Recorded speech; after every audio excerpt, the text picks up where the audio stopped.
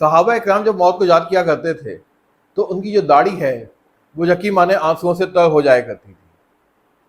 حالانکہ نیک لوگ تھے لیکن موت کی فکر، قبر کی سختی ان کے دل کو ہمیشہ جھنجھوڑ کے رکھتی تھی.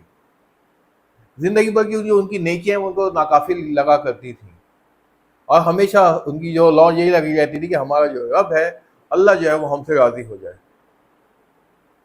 دوستوں کہتے ہیں کہ ایک شخص تھا، بہت نیک شخص تھا. اس کی جب قبر کو کھودا جاتا ہے تو وہاں پہ ایک عورت کی جو ہے وہ میت نظر آتی ہے مدینہ کے اندر. اچھا، بڑی تشویش ہوتی ہے یہ کیا معاملہ ہے کہ اس عورت کی جو ہے وہ جیسے خاکی جو ہے وہ اس قبر میں کیسے آ گئی.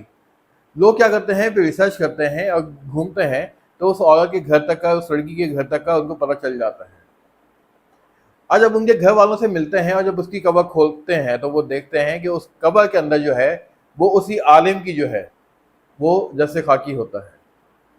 یہ معاملہ ان لوگوں کو سمجھ نہیں آتا ہے کہ یہ ایسا کیا ماجرا ہے.